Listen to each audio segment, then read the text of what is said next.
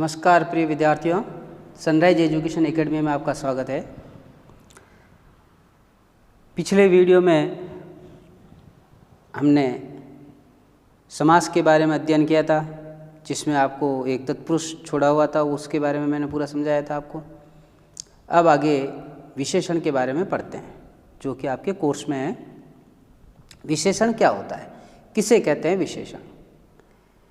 तो वे विकारी शब्द जो संज्ञा और सर्वनाम यानी कि विकारी शब्दों की जो है विशेषता बताते हैं, अर्थात विशेषण वह होता है जो विशेषता बताता है। ठीक है, जैसे वे विकारी शब्द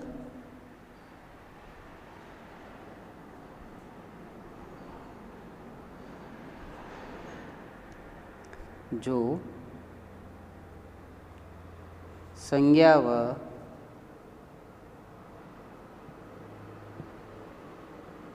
सर्वनाम की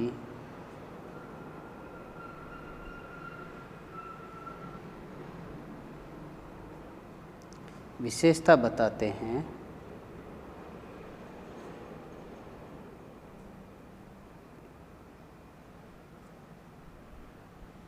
विशेषण कहलाते हैं।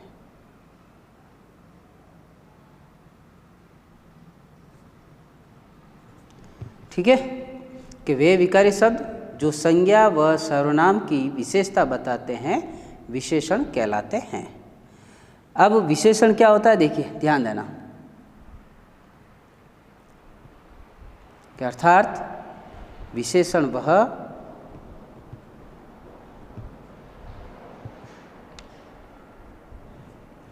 जो क्या करता है, विशेषता बताता है।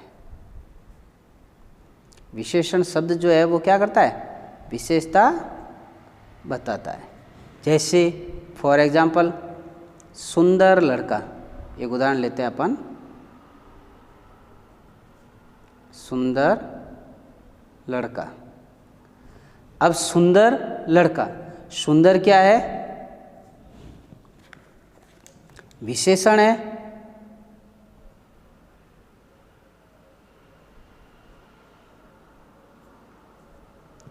और लड़का क्या है, विशेष्य।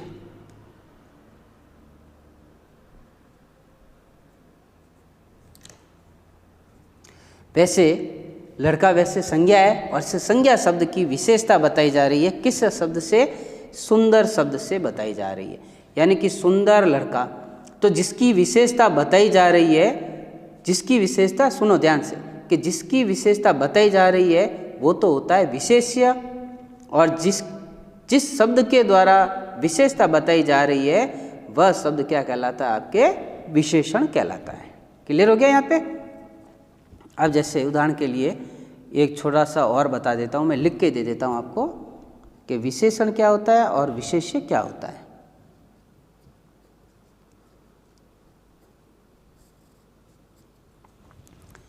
कि विशेषण वह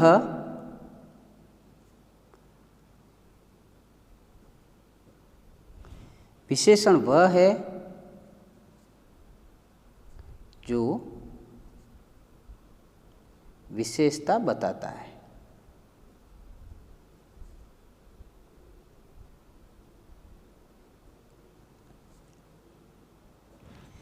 ठीक है, और दूसरा पॉइंट है आपके विशेष्य। विशेष्य वह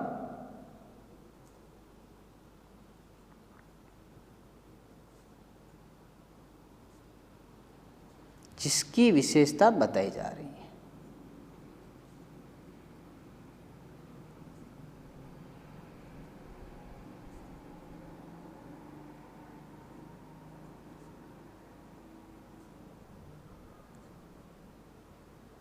क्लियर हो गया ये, कि विशेषण और विशेष्य क्या होता है?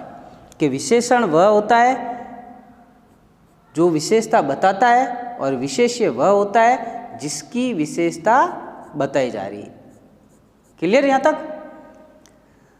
मतलब विशेषण क्या होता है कि वे विकारी शब्द जो संज्ञा और सर्वनाम की विशेषता बताते हैं विशेषण कहलाते हैं, और विशेषण वह है जो विशेषता बताए। जैसे उदाहरण के लिए था आपके सुंदर लड़का, तो सुंदर तो क्या है, विशेषण है, जबकि लड़का क्या है, विशेष्य है। क्यों है कि इसकी जो है लड़के की विशेषता सुंदर नाम के शब्द से बताई जा रही है, इसलिए ये विशेष्य, जिसकी विशेषता बताई जाती है वह विशेष्य होता है, और जिस शब्द से जो है विशेषता बता रहे हैं वो क्या कहलाता है, विशेषण कहलाता है। ठीक है। अब होता है आपके आगे विशेषण का स्थान।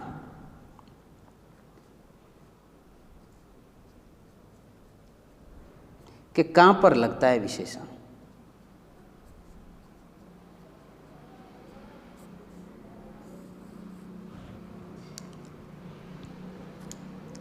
पहला बिंदु इसका, यदि वाक्य में क्रिया ना हो, कि यदि वाक्य में क्रिया न हो तो विशेषण संज्ञा के बाद आएगा। ठीक है। विशेषण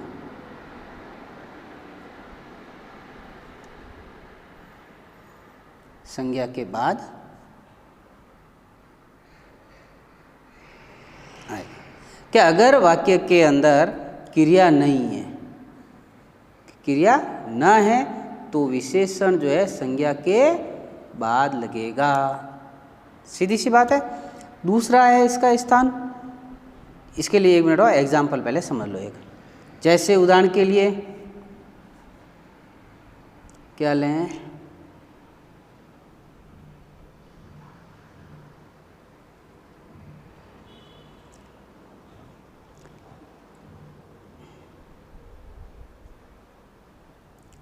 दीपिका सुंदर है।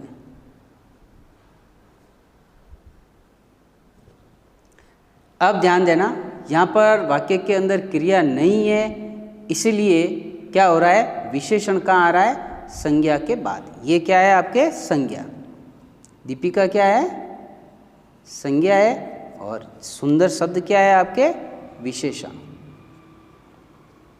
ये कब जुड़ रहा है कि जब वाक्य में क्रिया नहीं हो तो विशेषण जो है कहाँ आएगा, संज्ञा के बाद आएगा, पहले नहीं लगेगा।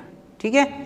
और अगर वाक्य में क्रिया अगर आती है तो विशेषण है वो संज्ञा के पहले लगता है। कि यदि वाक्य में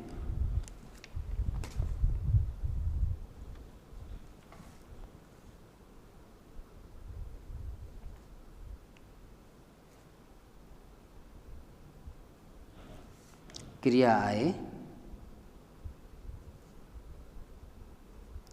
तो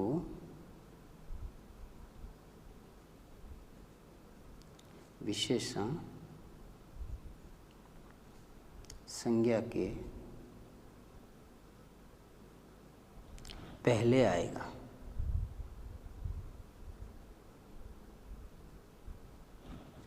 ठीक है, क्लियर हो गया यहाँ तक कि अगर वाक्य में क्रिया आए तो विशेषण संज्ञा के पहले आएगा। अब ध्यान देना कि वाक्य में क्रिया अगर आती है तो विशेषण संज्ञा से पहले आएगा, और वाक्य में क्रिया नहीं है तो विशेषण जो है संज्ञा के बाद आएगा।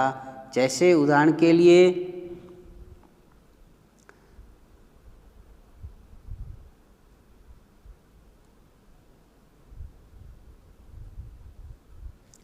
सुंदर मनीषा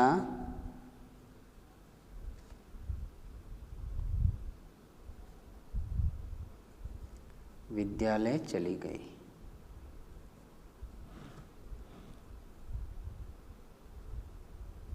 अब देखो क्या हो रहा है, इसमें विशेषण जो है वो पहले आ रहा है।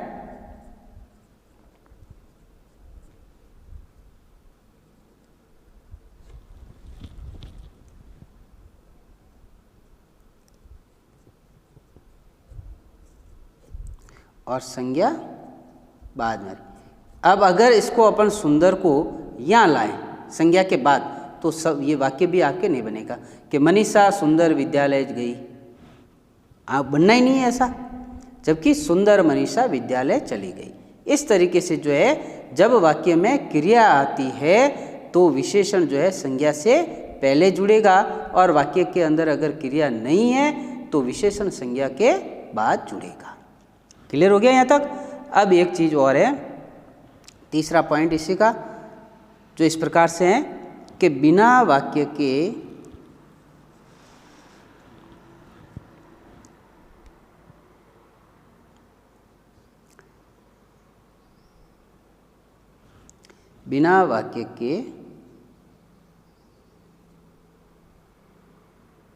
स्वतंत्र रूप में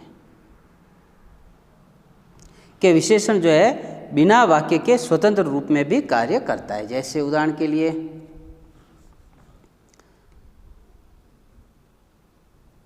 सुंदर लड़का, भारतीय संस्कृति। इसी तरह से काली गाय।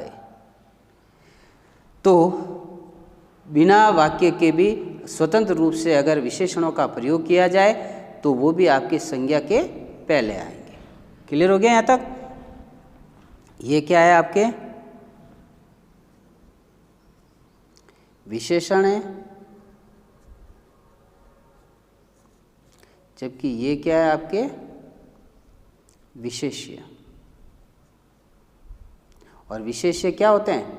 संज्ञा या सर्वनाम। ठीक है, क्लियर हो गया यहाँ तक? चलो अब अपन आगे बढ़ते हैं विशेषण के प्रकार में।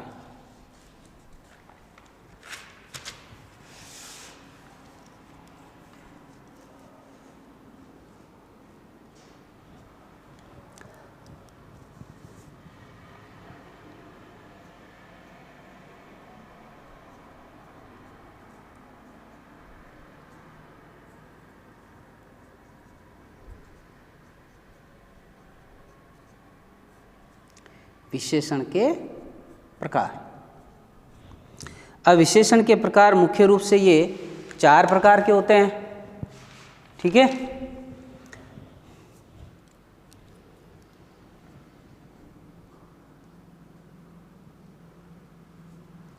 विशेषण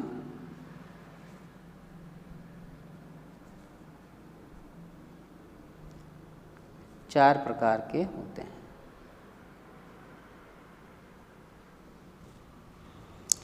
पहला है आपके गुणवाचक विशेषण।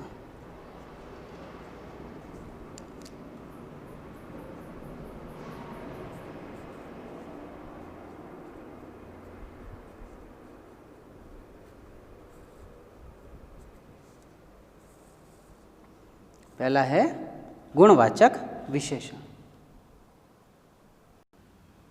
अब गुणवाचक विशेषण में क्या होता है उसको ध्यान देना आप लोग।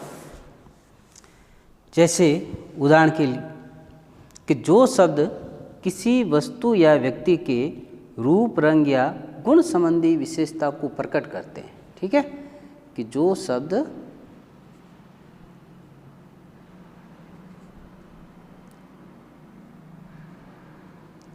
किसी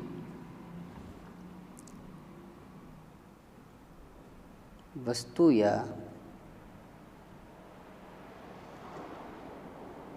व्यक्ति के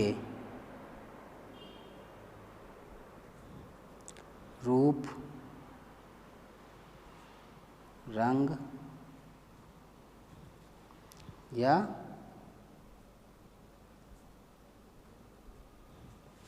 गुण संबंधी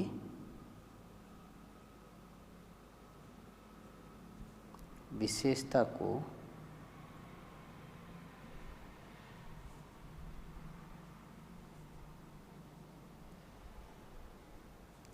प्रकट करते हैं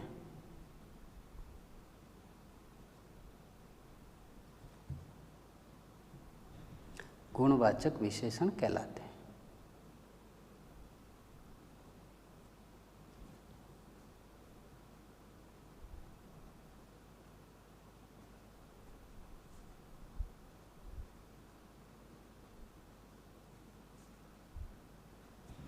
क्लियर यहाँ तक? यानी इसको 1 मिनट ऐसे भी समझ लो आप कि रूप, रंग,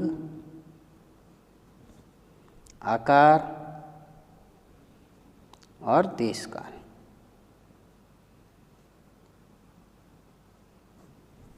अब जैसे रूप के लिए ले लिया अपन ने सुंदर लड़का, रंग के लिए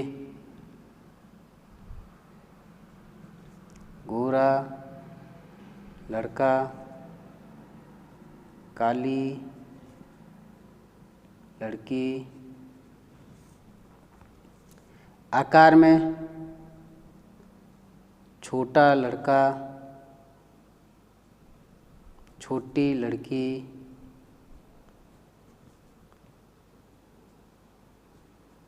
देश काल में समय से संबंधित हो जाएगा। ठीक है, तो इस प्रकार से कि जो शब्द किसी वस्तु या व्यक्ति के रूप, रंग या गुण संबंधी विशेषता को प्रकट करते हैं क्या कहलाएंगे? आपके गुणवाचक विशेषण कहलाएंगे। ठीक है, यानी कि वस्तु जो भी वस्तु है या व्यक्ति, उसके रंग, रूप और गुण, ठीक है, इनके संबंध में अगर उसकी विशेषता बताई जा रही है तो वो क्या कहलाएगा? आपके गुणवाचक विशेषण कहलाएगा। क्लियर हो गया? यहाँ पे एक आधा उदाहरण और ले लेते हैं।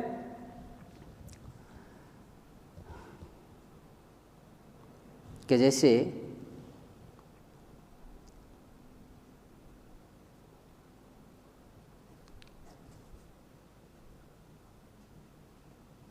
विक्रम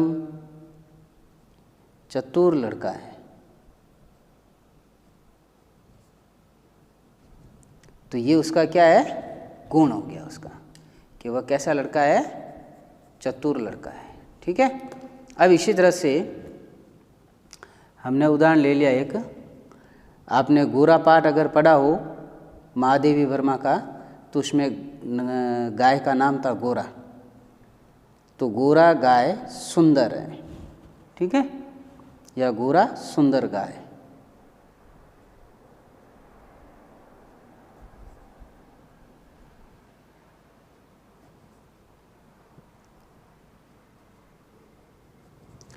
तो ये सुंदर शब्द जो आया है वो उसके रूप को प्रदर्शित कर रहा है।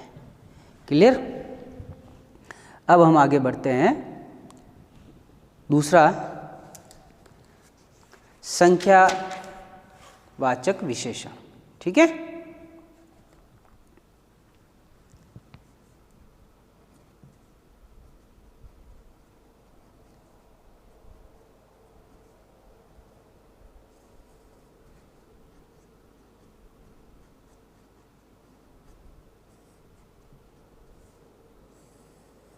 संख्यावाचक विशेषण के अंतर्गत क्या होता है कि जो शब्द संज्ञा या सर्वनाम की,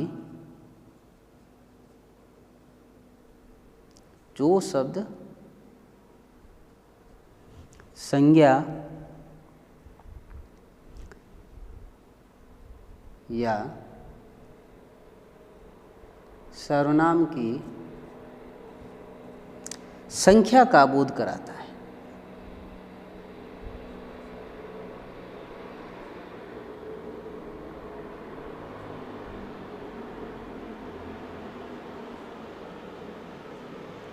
संख्यावाचक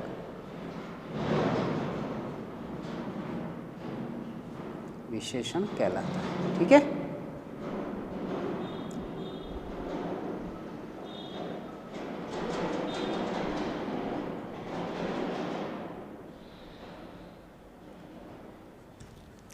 कि जो शब्द संज्ञा और सर्वनाम की संख्या का बोध कराता है संख्यावाचक विशेषण कहलाता है। अब ये दो प्रकार के होते हैं, ध्यान देना।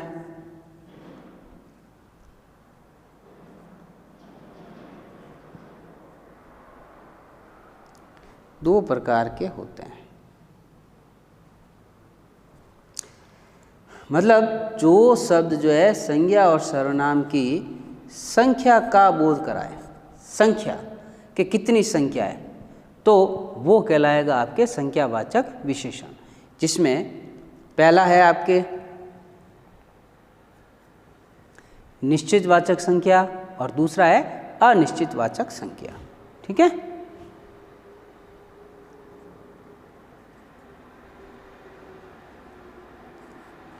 निश्चितवाचक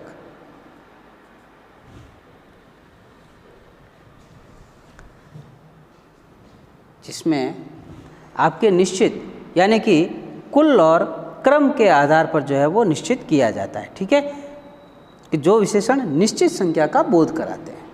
क्लियर है कि जो विशेषण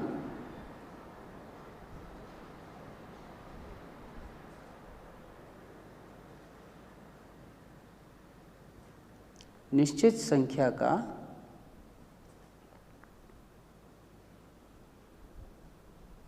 बोध कराते हैं।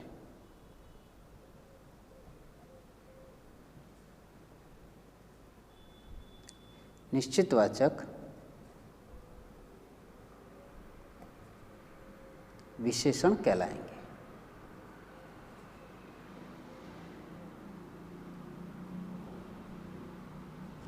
क्लियर हो गया यहाँ पे कि निश्चित संख्या जैसे कि इसको हम कुल के रूप में और क्रम के रूप में भी ले सकते हैं। जैसे कुल और क्रम, कुल में क्या होगा कि 100 लड़के,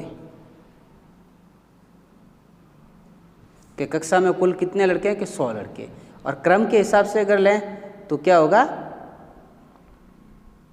5वां लड़का, 6ठा लड़का, ये क्रम से संबंधित आ जाएगा इसमें। क्लियर यहाँ पे। दूसरा है आपके अनिश्चितवाचक,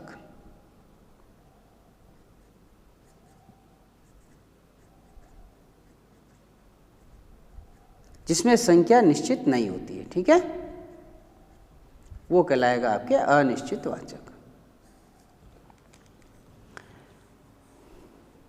कि जो विशेषण किसी निश्चित संख्या का बोध न कराए।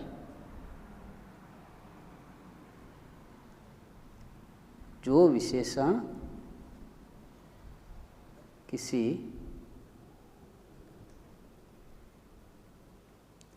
निश्चित संख्या का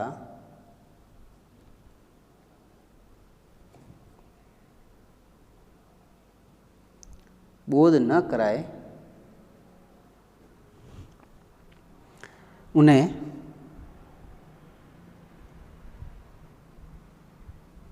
अनिश्चितवाचक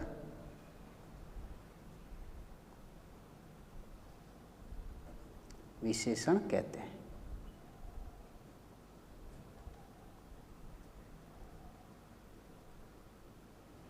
अब अनिश्चित के लिए क्या होगा, ये भी मतलब पूरा क्लियर नहीं होता है। कुछ लड़के, जैसे उदाहरण के लिए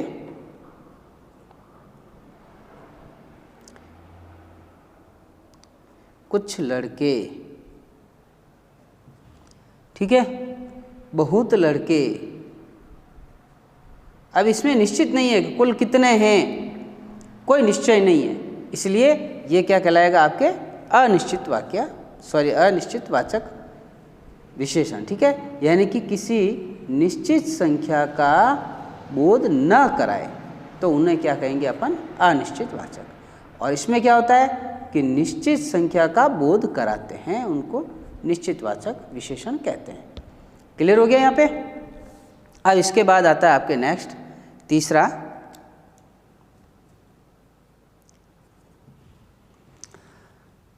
परिमाणवाचक विशेषण।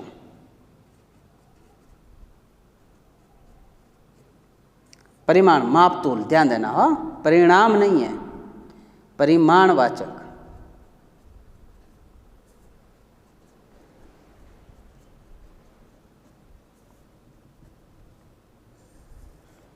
परिमाणवाचक के अंतर्गत क्या होगा आपके कि जिन शब्दों से संज्ञा और सर्वनाम की, जिन शब्दों से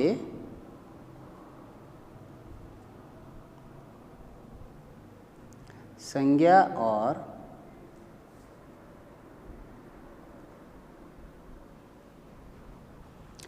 सर्वनाम की नाप तोल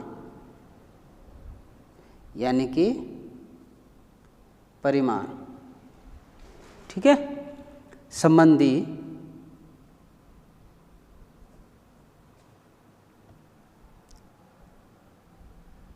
विशेषता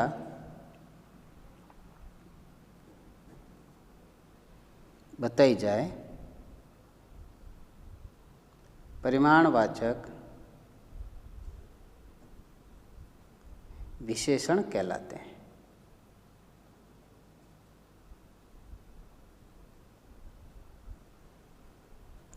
ध्यान देना इसमें कि जिन शब्दों से संज्ञा और सर्वनाम की नाप तोल संबंधी अर्थात परिमाण संबंधी विशेषता बताई जाए तो क्या कहलाएगा आपके परिमाणवाचक विशेषण कहलाएगा। क्लियर यहाँ पे। अब जैसे नाप तोल के लिए ये भी दो प्रकार के होते हैं आपके, निश्चित परिमाणवाचक और अनिश्चित परिमाणवाचक। पहला है आपके निश्चित परिमाणवाचक, जिसमें कोई भी माप तोल है, जैसे निश्चित है, आप दूध लेने के लिए गए तो आप क्या कहेंगे कि 5 लीटर दूध।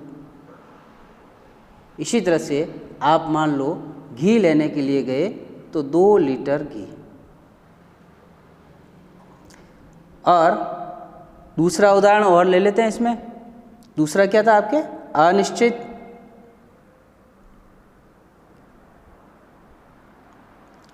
अनिश्चित वाली स्थिति ये होती है कि जिसमें कोई भी परिमाण है वो निश्चित नहीं होता है, अनिश्चित होता है। और अनिश्चित की स्थिति में अपन सीधा यही कहेंगे कि आपके घर पे कोई मेहमान आए हैं तो आप पड़ोसी के यहाँ चले गए कि थोड़ी शक्कर। अब उसमें थोड़ी का मतलब ये नहीं है कि आप पाव ले रहे हो या 200 ग्राम ले रहे हो या 100 ग्राम ले रहे हो, हैं कि थोड़ी शक्कर डालना, घर पे मेहमान आए, या थोड़ा कहीं आप बाहर चले गए तो थोड़ा पानी, थोड़ा दूध।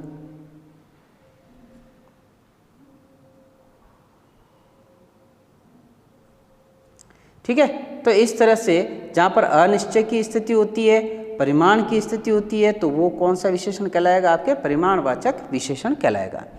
इसके बाद आपके आता है सार्वनामिक विशेषण।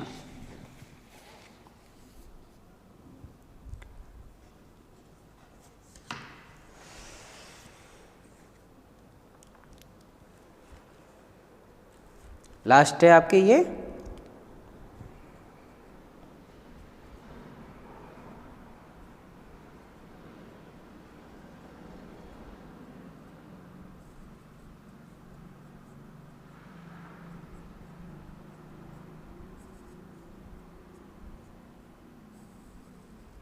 सार्वनामिक विशेषण। अब सार्वनामिक विशेषण के अंतर्गत क्या होता है, देखिए इसको संकेतवाचक विशेषण भी बोलते हैं, ध्यान रखना। संकेतवाचक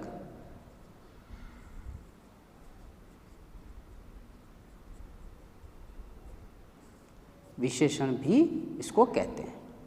अब इसकी परिभाषा क्या हो जाएगी, जो विशेषण शब्द संज्ञा या सर्वनाम की ओर संकेत करते हैं।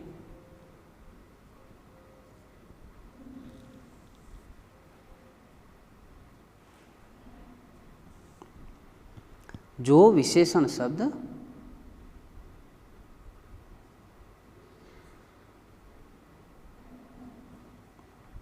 संज्ञा एवं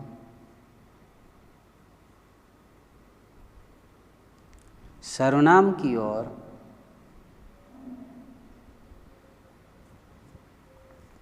संकेत करते हैं,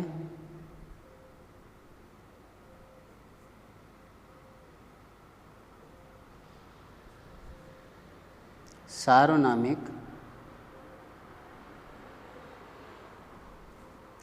विशेषण कहलाते हैं।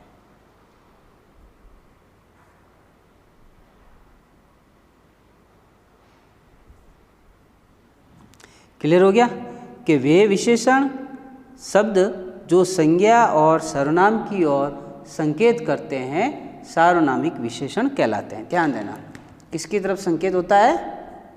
संज्ञा और सर्वनाम की ओर इंगित किया जाता है, तो उनको हम सार्वनामिक विशेषण कहते हैं।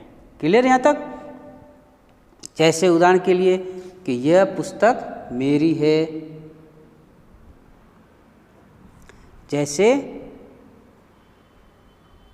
यह पुस्तक मेरी है।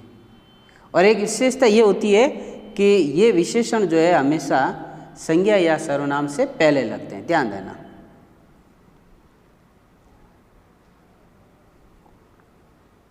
सार्वनामिक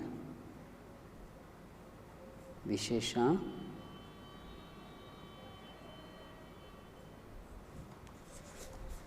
संज्ञा या सर्वनाम से पहले लगते हैं। ठीक है?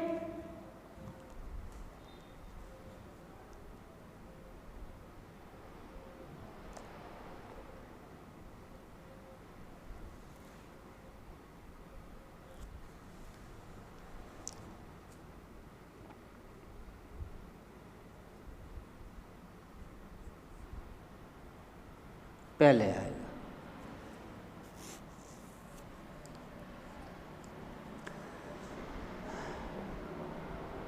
वह मकान तुम्हारा है, जैसे उदाहरण के लिए।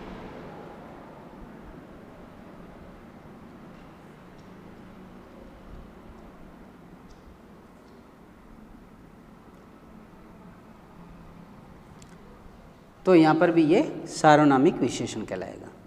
क्लियर हो गया आपके यहाँ तक? एक बार पुनः इसको देख लेते हैं, विशेषण क्या होता है, किसे कहते हैं। वे विकारी शब्द जो संज्ञा और सर्वनाम की विशेषता बताते हैं क्या कहलाते हैं? आपके विशेषण कहलाते हैं। अर्थात विशेषण वह है जो क्या करता है? विशेषता बताता है। जैसे कि सुंदर लड़का, जिसमें सुंदर है वो विशेषण है और लड़का है आपके विशेष्य। अब विशेषण क्या है? कि विशेषण वह है जो विशेषता बताता है और विशेष्य वह है जिसकी विशेषता बताई जा रही है। अब विशेषण का स्थान कैसे होता है? कि यदि वाक्य में क्रिया नहीं है तो विशेषण संज्ञा के बाद आएगा। जैसे कि ये वाक्य दे रखा है दीपिका सुंदर है, तो यहाँ पर आपकी क्रिया नहीं है, इसलिए ये सुंदर शब्द जो विशेषण शब्द है वो बाद में आएगा, संज्ञा के बाद। इसी तरह से अगर वाक्य में क्रिया आती है तो विशेषण जो है संज्ञा के पहले आएगा। जैसे कि सुंदर मनीषा विद्यालय चली गई, तो यहाँ मनीषा क्या है? संज्ञा है और विशेषण शब्द कौन सा है? सुंदर। इसके अलावा के वाक्य में जो है स्वतंत्र रूप से भी ये विशेषण कार्य करते हैं। जैसे कि सुंदर लड़का, भारतीय संस्कृति, काली गाय, तो ये सारे क्या हो गए? विशेषण हो गए और ये हो गए विशेष्य। अब नेक्स्ट आगे देखिए, विशेषण के प्रकारों में आ जाओ। 4 प्रकार के होते हैं। पहला है गुणवाचक विशेषण, कि जो शब्द किसी वस्तु या व्यक्ति के रूप, रंग या गुण संबंधी विशेषता को प्रकट करते हैं उनको गुणवाचक विशेषण कहते हैं। जैसे कि रूप के आधार पर सुंदर लड़का, रंग के आधार पर गोरा लड़का या काली लड़की, आकार के आधार पर छोटा लड़का या छोटी लड़की, और देश काल मतलब समय से संबंधित है। जैसे कि विक्रम चतुर लड़का है, यानी कि ये उसका गुण हो गया। गोरा सुंदर गाय है, ये इसका रंग रूप हो गया, इसका रूप हो जाएगा कि भाई वो कैसी गाय है, कि सुंदर गाय। इसी तरह आगे बढ़ते हैं अपन संख्यावाचक विशेषण, कि जो शब्द संज्ञा या सर्वनाम की संख्या का बोध कराता है संख्यावाचक विशेषण कहलाता है। ये 2 प्रकार के होते हैं, निश्चितवाचक और अनिश्चितवाचक। निश्चितवाचक के अंतर्गत क्या होता है? जो भी संख्या होती है वो कैसी होती है? निश्चित होती है। जैसे कि 100 लड़के, या क्रम के हिसाब से देखें तो 5वां लड़का, 6ठा लड़का।